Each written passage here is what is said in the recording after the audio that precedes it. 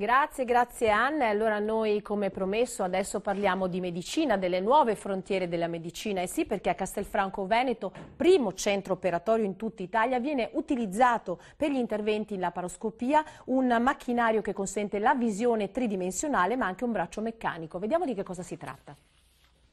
Buongiorno Regione, siamo all'interno di una sala operatoria dell'ospedale di Castelfranco Veneto per vedere e scoprire una nuova macchina impiegata per gli interventi con la laparoscopia in tridimensionale.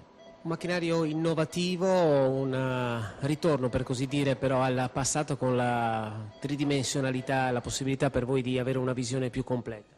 Sicuramente è una macchina che ci permette di avere una visione tridimensionale e quindi un ritorno al passato. Noi abbiamo cominciato, quando ci guardiamo comunque è una visione tridimensionale, siamo passati alla visione bidimensionale guardando i monitor, quelli che vediamo a casa, e adesso ritorniamo al futuro, come si dice, andando verso una visione tridimensionale, quindi avendo una profondità e una visione con maggiori dettagli e maggiore miglioramento delle tecniche anche di conseguenza. Medici e personale sanitario vengono dotati di occhiali per la visione in 3D. Per quali patologie viene utilizzata questa tecnica? Patologie che riguardano l'intestino, cioè il colon retto, che riguardano l'esofago, che riguardano lo stomaco, che riguardano un po' tutto, quindi il fegato, pancreas, quindi patologie multidisciplinari, ma soprattutto patologie che riguardano tutta quanta la chirurgia generale.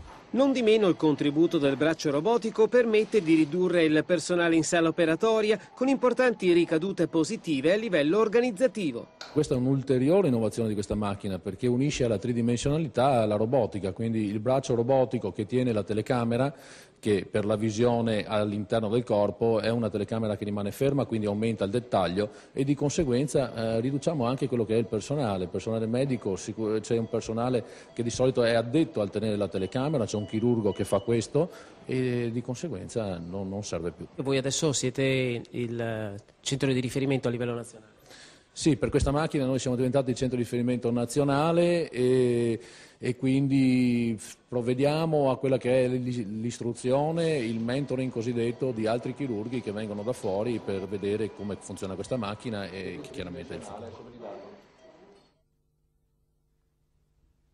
7:46 minuti, noi torniamo a collegarci con l'ARPAV di Teolo dove c'è per